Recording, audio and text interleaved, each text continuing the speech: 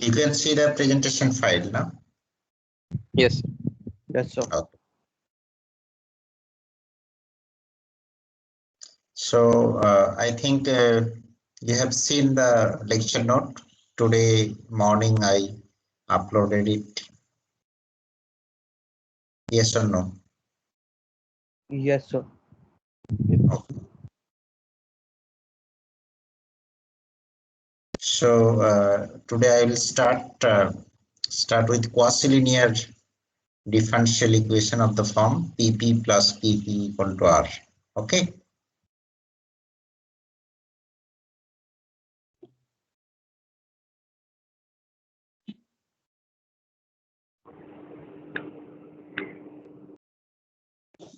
Okay. So we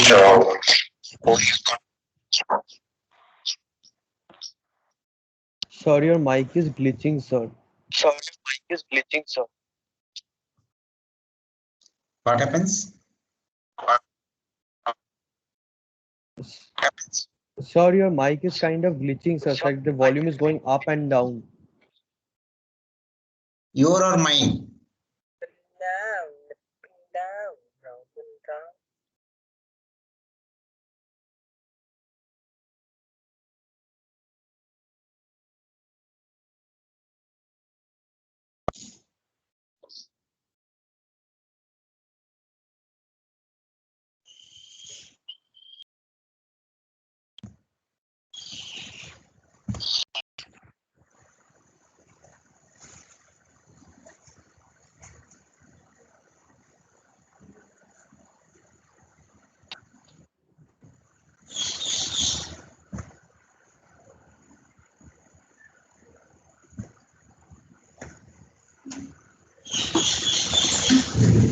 Okay, now come back to your partial differential equation, first order, which is a quasi-linear, and the form of the equation is PP plus QQ equal to R, where capital P, Q, and R, these are functions of X, Y, and Z. And this small p, you see, this is ZX, Q is ZY, and this equation is known as the Lagrange's partial differential equation. How to solve this differential equation? This is today's discussion. To solve a Lagrange's equation, that is equation number this PP plus QQ equal to R, we have to consider the Lagrange's subsidiary equation or auxiliary equation. How it can be found? This can be found by means of dx by capital P is equal to dy by capital Q is equal to dz by R. So this is known as the Lagrange's auxiliary equation or subsidiary equation. Okay. The above equations are known as Lagrange's auxiliary equations. Suppose u x comma y comma z is equal to c1 and vx comma y comma z is equal to c2, where c1 and c2 are two arbitrary constants. These two are independent solutions of this equation. This is a simultaneous ordinary differential equation that you know. Already this how to solve you know from your previous semester. How to solve a simultaneous differential equation that you know. Its solution is of the form u is ux, y, and z is equal to c1 and vx, y, z is equal to c2. So these two are independent solutions of this simultaneous differential equation. Then the general solution of this, because we have to find the general solution of PP plus QQ equal to R, this is going to be equal to phi of u comma v is going to be equal to 0. Okay, so, and there are certain other forms also.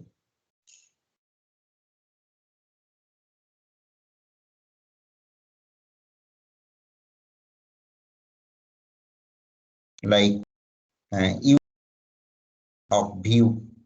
This is one form. And similarly, you can write another equivalent form v is equal to phi u. Okay, so there are three forms you can write the solution of the given partial differential equation. That is, one is phi of u comma v equal to 0. Another is u is equal to some arbitrary function phi of v, and maybe just the reverse, like v is some arbitrary function of u. Okay, so these are the forms. In this way, you can write the solution of the given partial differential equation 1.29 pp plus qq equal to r. Okay. And how to solve two independent solutions from the Lagrange subsidiary equation? We have to learn these things, because these are all first thing we have to just recall those things, how to find Lagrange subsidiary equation. Okay, let us start with the first exercise. First one is just tan xp plus tan yq equal to tan z. So this is your first partial differential equation. This is a quasi-linear partial differential equation. This is of the form pp plus qq equal to r. R is tan z. Okay, so from this we have to first find the what is Lagrange's auxiliary equations. These are dx by p, that means dx by tan x is equal to dy by tan y is equal to dz by tan z. Okay, so this is basically Lagrange's subsidiary equations or auxiliary equations. From here, particularly, we have to find two independent solutions, u and v, so that we can write phi of u comma v is going to be equal to 0. So u and v we have to find. Clear? Okay. So if we take the first two ratios, that is dx by tan x is equal to dy by tan y, then we get cot x dx is equal to cot y dy, because it is already separated, so no need to find any other means. That means Lagrange's multipliers or some other way. This is simply we can take any two fractions, means any two ratios, then we can operate it to find an independent solutions. So if we integrate both sides, what it happens? This is log of sin x minus log of sin y is equal to log of c1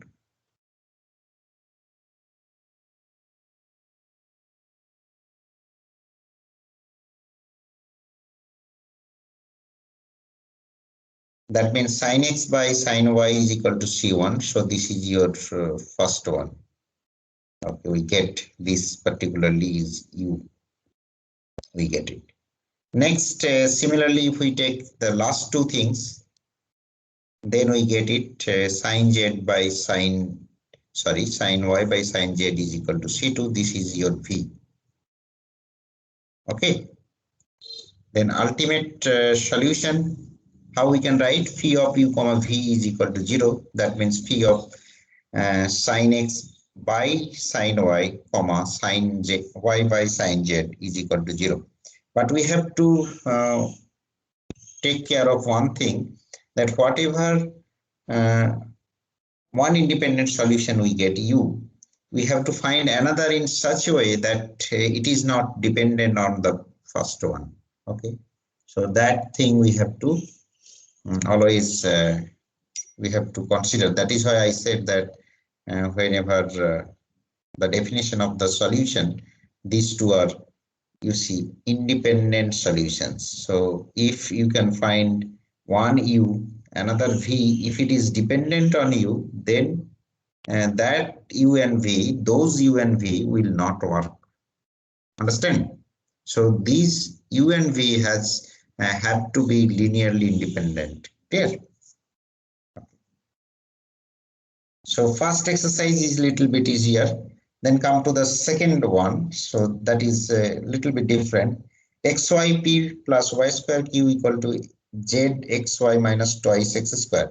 So this is again a form of quasi-linear partial differential equation, first order, of course. And that is pp plus qq equal to r. Right hand side, this is your r. So what is the Lagrange's auxiliary equations? And this is basically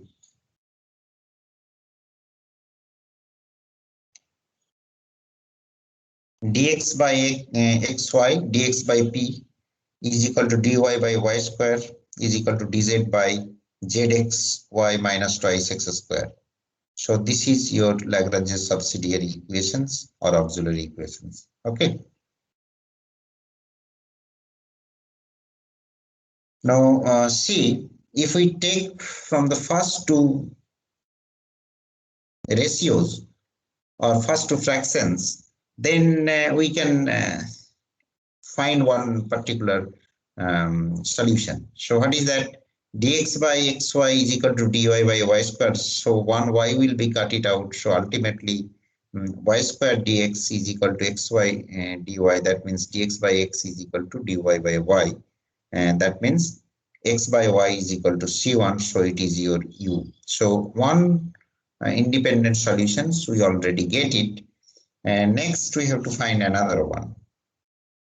So sometimes finding v, we can use this first relation also. There is no problem. We can use it.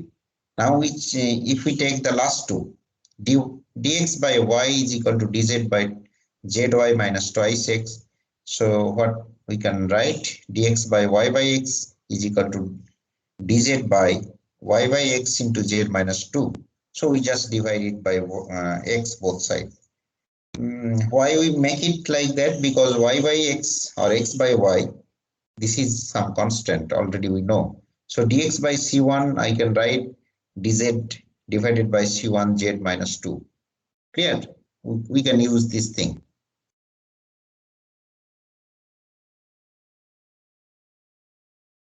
Y by x, x by y, no problem, because x by y is some arbitrary constant. So similarly, y by x is also some arbitrary constant.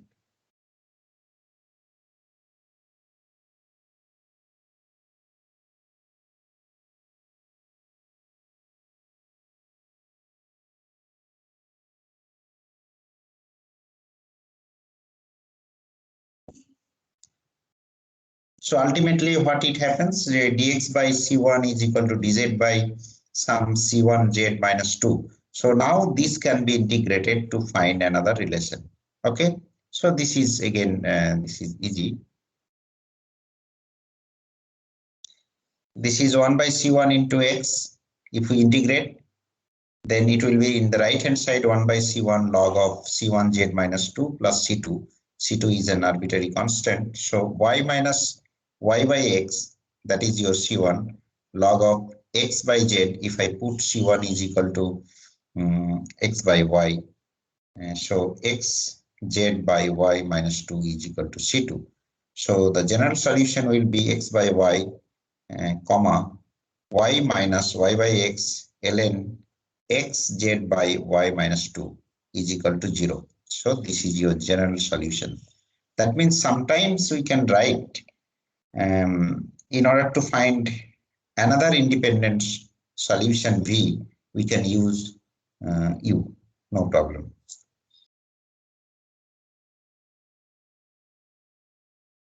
Then the third example is like x into x y square minus z square minus y into z square plus x square q is equal to z into x square plus y square. So this is again a quasi-linear differential equation, first order. In this case, Lagrange's auxiliary equations are dx by this p is equal to dy by q is equal to dz by r. Okay.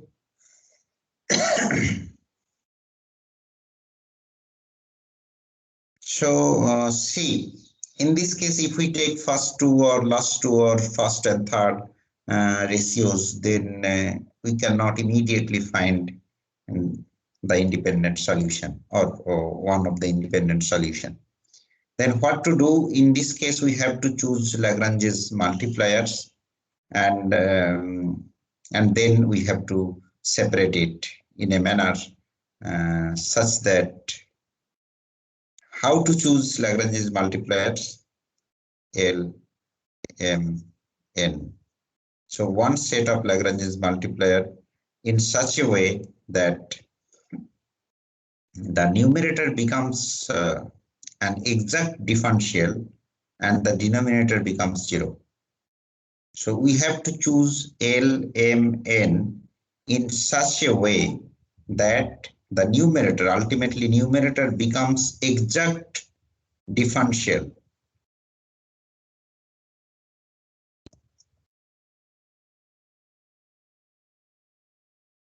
Okay, and the denominator, it becomes 0.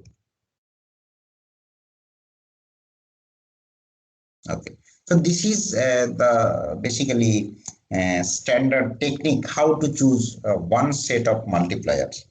In this case, if we see the symmetry here, then we can choose x, y, and z are one set of multipliers.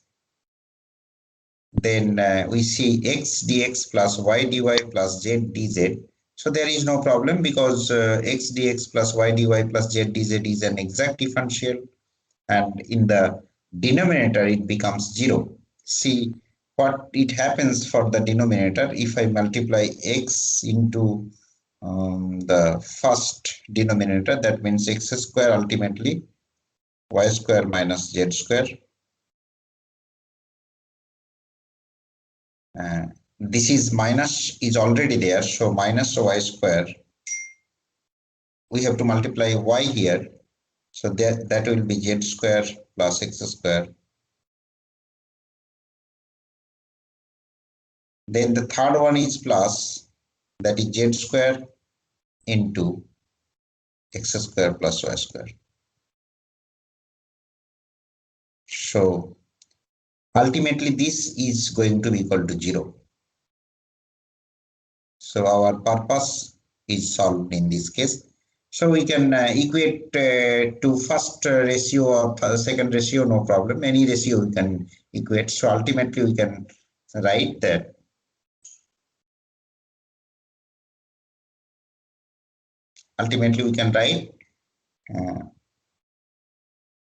x square x dx plus y dy plus z dz. This is going to be equal to 0 into something, so it will be 0. Okay, so what is the advantage? Ultimately, since in the left hand side we get an exact differential, so we can find one solution. Like if we integrate it, x square by 2 will be cut it out, plus y square by 2 plus z square by 2 is equal to some c1. So ultimately x square plus y square plus z square equal to 2c1. That means some arbitrary constant c1. So 1 u we get.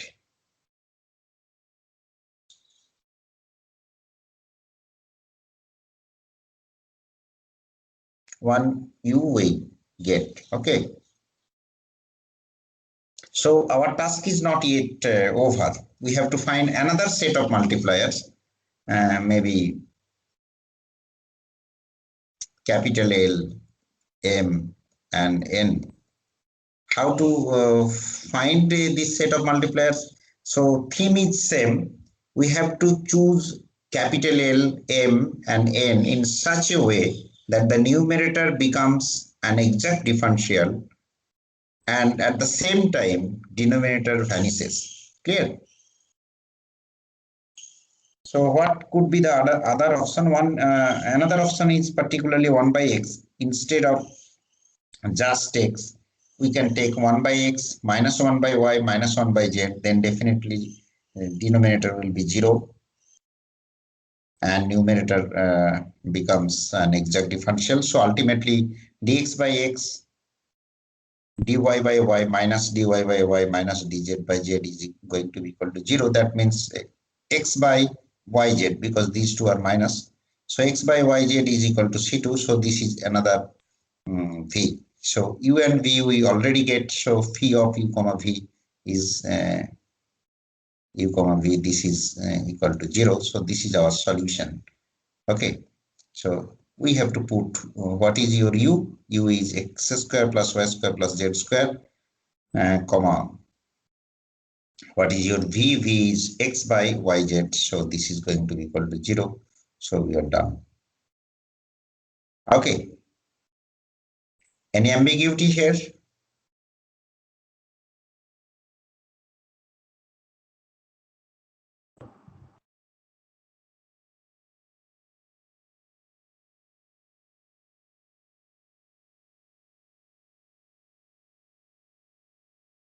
Okay, I think all of you understand it clearly. Yes, sir. Yes, sir. Okay, because okay, I like to make a gist. Suppose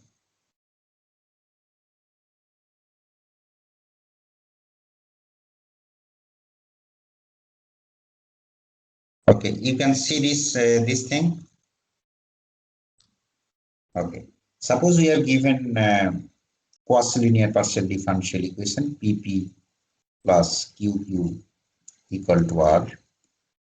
This is given where P, Q, and R, these are functions of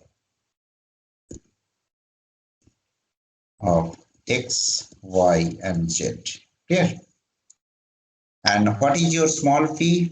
That is zx. This is the standard notation. What is your small q? That is zy. So you can see this thing. One note you can see now. Yes, sir. Okay, so no problem. All of you can see. Okay. So we like to find what is our target. Our target is to solve first order quasi-linear differential equation. So this is not linear differential equation. Do you know that? Okay. In the first lecture, I told you why it is not linear. It is basically quasi-linear. It is not a linear partial differential equation. How to solve? This is your one. So first we have to find what we have to find. We have to find auxiliary equation.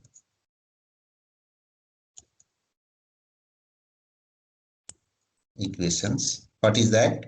Dx by p is equal to dy by q is equal to dz by r. Okay.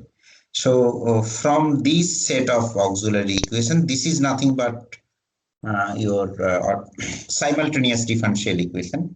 You know, these are ordinary differential equation. We have to find a solution of this ordinary differential equation, simultaneous differential equation. If we can find a simultaneous differential equation, its solution, then whatever the solution of this particular auxiliary equations, this is say for example, its solution looks like u x comma y comma z is equal to c1 and v x comma y comma z is equal to c2.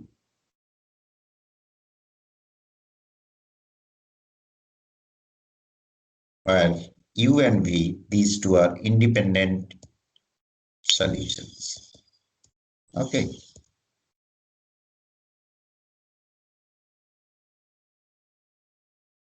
Okay. Now what we can say, this is our target, and this target already we know how to do that. But our actual target is to find the solution of the simultaneous quasi-linear differential equation. So how we can write? We can write in this way: phi of u comma v is going to be equal to 0, where phi is an arbitrary functions. Arbitrary functions. Clear? This is one form. Still, there are certain equivalent form.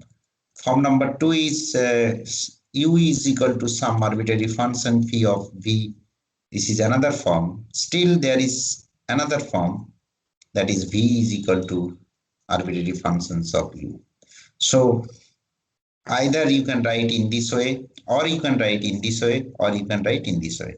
Okay. So main focus, we have to first find your subsidiary equation or auxiliary equations like this, dx by p is equal to dy by q is equal to dz by r. Then we have to find two independent solutions u and v like this way. Okay, so I already solved three different exercises. First one is very easy. Just we can take any these two and these two to make U and V. Second one is one U can be found very easily, but V we have to do something, some trick we have to apply. In order to find V, we can use U. That is second type of techniques. And still another, the third technique is the most general technique. That is sometimes we have to take the help of Lagrange's multipliers. So Lagrange's multipliers, one set of multipliers, small m, m, and n. What should be the theme? How to find or how to choose L, M, N? Can anyone say? This is very simple. We have to choose L, M, N in such a way that the numerator, because each of the fraction is equal to numerator by So the denominator. numerator is a perfect differential and the denominator is 0. Very good. This goes to 0 and this is exact differential. Very good. Who is saying? Prajata? Yes, sir. Wow. Very good. Okay. Now in OneNote, this time it is little bit nicer, na writing style, sir? Yes, sir. Okay, okay. Sir. Okay, I'm using via Wacom now. Earlier, I just used via in my touchscreen laptop. There are so many problems it occurs in my hand. It touches other things so that it creates problem. Now I am using Wacom.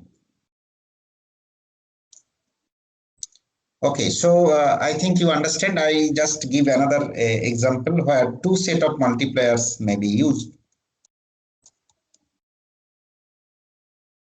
Mz minus ny,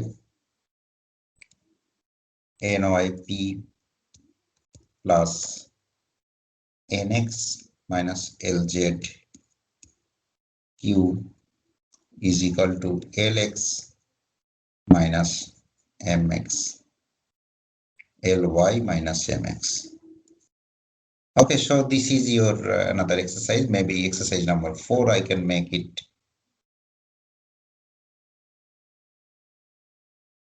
Okay, so first if we have to find the Lagrange's auxiliary equation dx by p, that means mz minus ny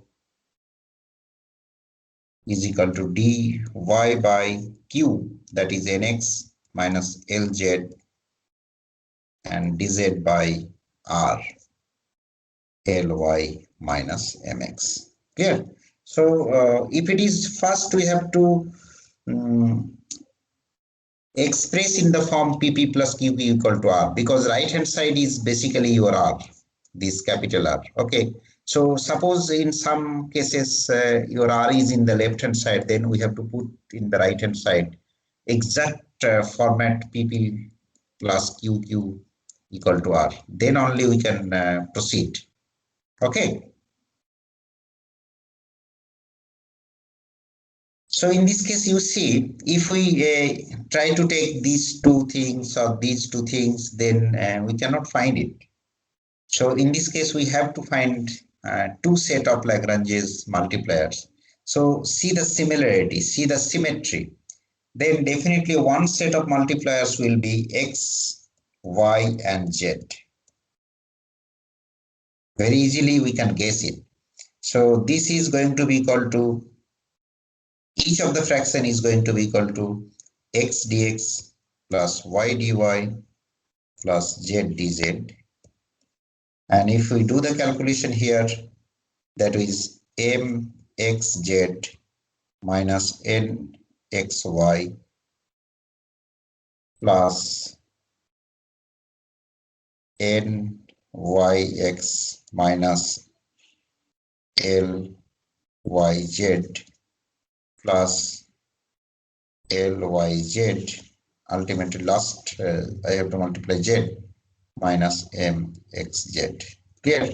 So mxz cut it out. nxy cut it out.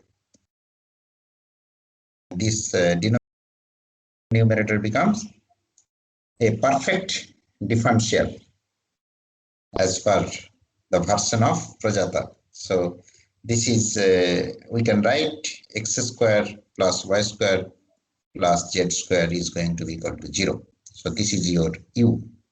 Clear? Prajata? Yes, sir. Okay. Then what could be another set multipliers? Sir, L, LMN. very good. LMN. So if we do it, each of the fraction is going to be equal to L dx plus m dy plus n dz divided by L into, okay, it will be 0. Okay, so this is very easy. So ultimately, if we take any of one of the yes, ratio, then it will be Lx plus my plus nz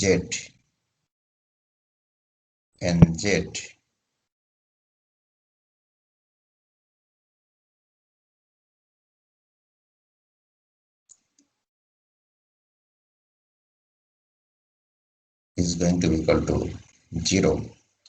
So this is your particularly V. So what could be the solution? So the solution, so the general solution of the given quasi-linear PD or given PD simply is phi of u means x square plus y square plus z square. V means Lx plus my plus nz is going to be equal to 0, where what we have to write? Phi is an arbitrary Arbitrary function. function. Okay, so this is your solution.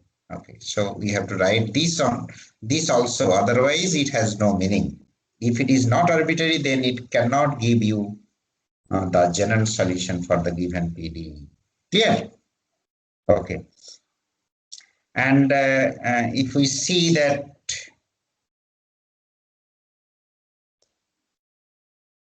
where is yeah, and there are certain exercises here. I think we can solve so many exercises, and this time, okay, last one I solved already. I have solved this one, and maybe these exercises you can solve it by your own. And in this case, I'm having the answers, most of the cases or hints, but for the lecture note, initially I do not print the hint. Okay, it is de-highlighted in my LaTeX file. Intentionally, I de-highlighted so that you can just try at your own, so that you can develop yourselves. Okay, so this is my idea, and after certain stage, I can provide you if you tell, if you feel it is necessary. Clear? Okay. Next, I will back to one of the problem as one of the student sent today, near about 12:20 or 12:30, like that.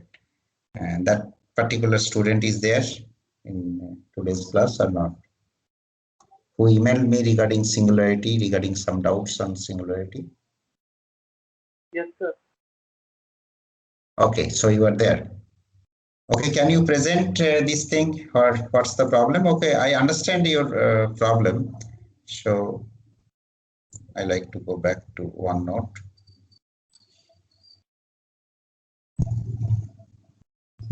Your function is particularly z, fz is equal to z sine 1 by z square at z equal to 0, we have to check the type of singularity.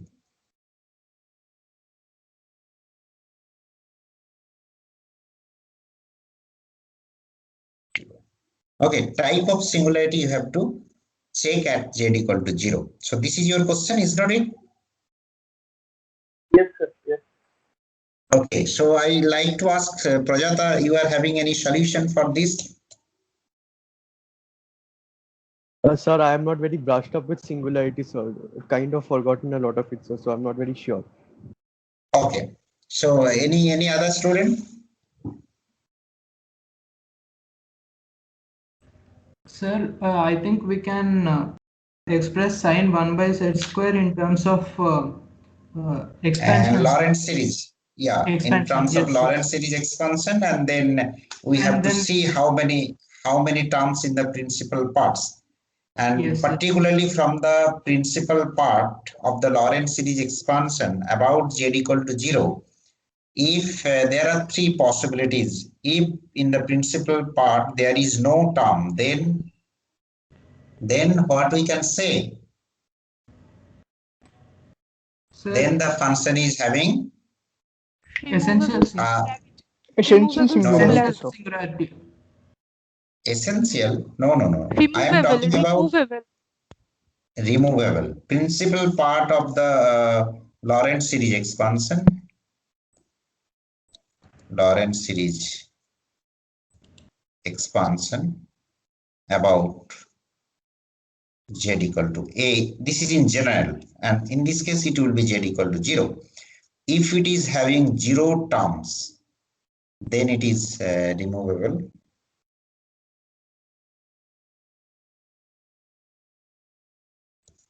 If it is having finitely many terms, n is greater or equal to 1, then it is having pole,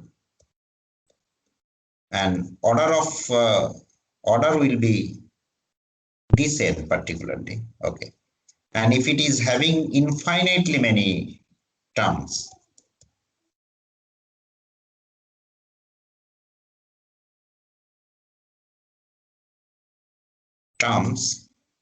then we can say it is having essential singularity. It of course isolated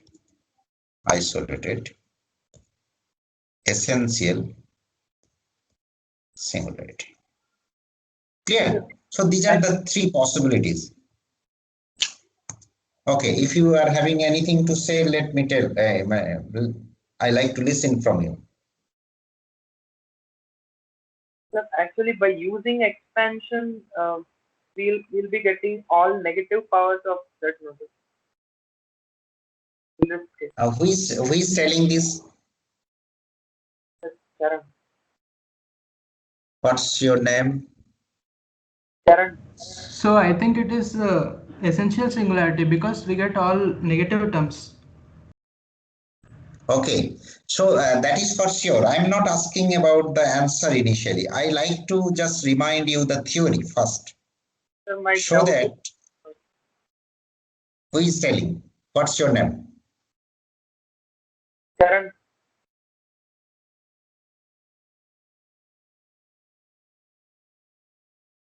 Who is telling? Charan. Okay. Karan. Sir, Okay. my Okay. doubt, the limit value at 0 will be 0, no, sir, for this function. Okay. At this moment, please do not tell anything. Okay.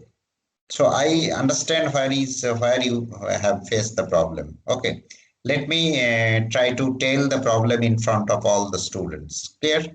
So that you are having a clear background, so that there should be no confusion further. It creates clear.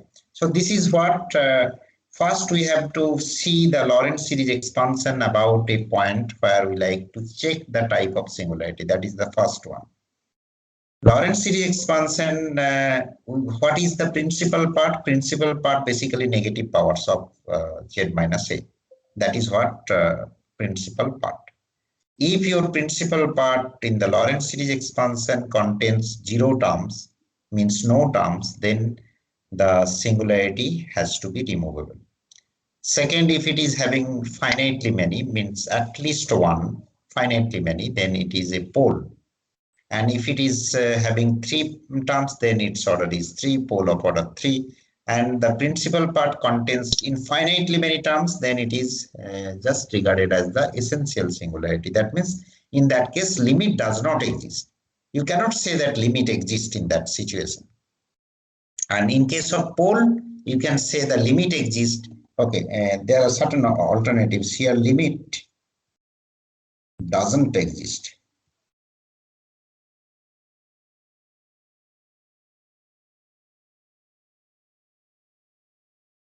In this case,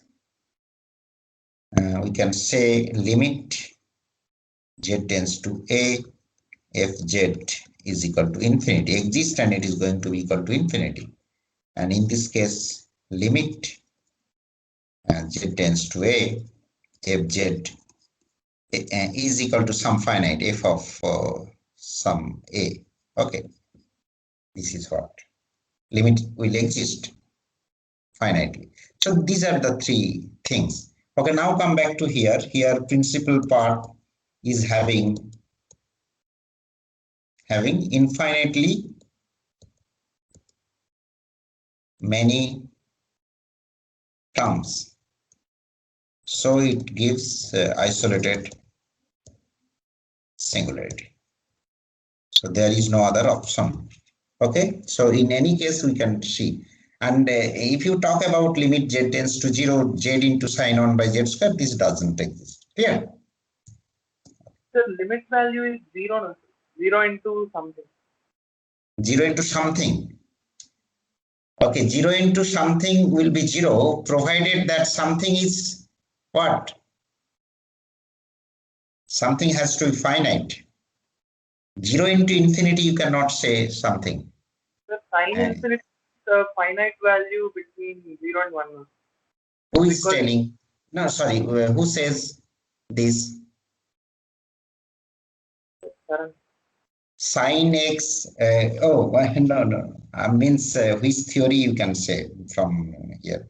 Sin x, whenever x is a real number, your argument is a real number. Sin x is particularly -1 to 1 in between. Its range is -1 from -1 to 1 closed interval.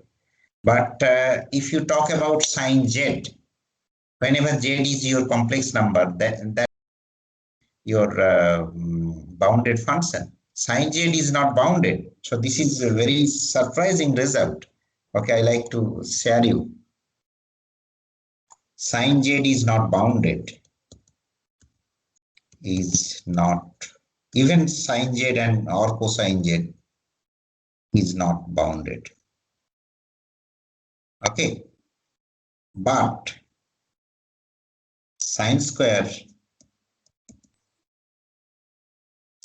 z plus cos square z is going to be equal to 1 for all z belongs to your C.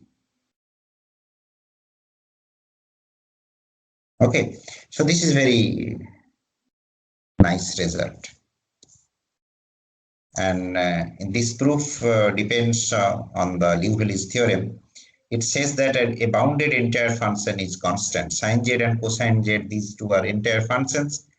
Suppose sin z is a bounded function, and then it has to be constant, but sin z is not a constant function, so it has to be unbounded. Clear? Because it is entire. Entire, do you know what's the meaning of entire function? Charan?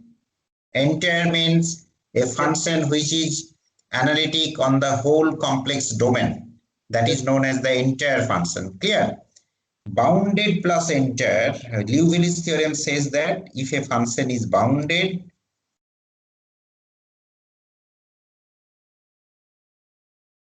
plus entire, then it has to be what? It has to be a constant function. Okay. Suppose sin z is a constant function. We know that function is entire. Sorry, suppose sin z is a bounded function. I initially assume that sin z is bounded. then we know at the same time sin z is an entire function. So bounded plus entire, by Lingualis theorem, we can say it is a constant function. But sin z is not a constant function because sin 0 equal to 0, sin pi by 2 is equal to 1. So it is not a constant function. So our assumption is wrong. That means sin z cannot be a bounded function. Clear? So we are in a position to give you that it is not bounded. So right hand side, something is which is not bounded into 0, it cannot be goes to 0.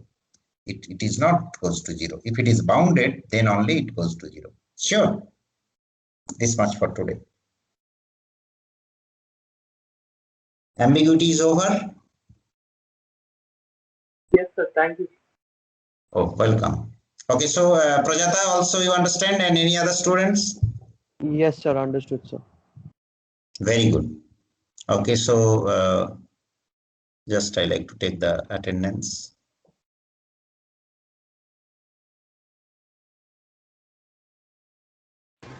Thank you all. You can leave now.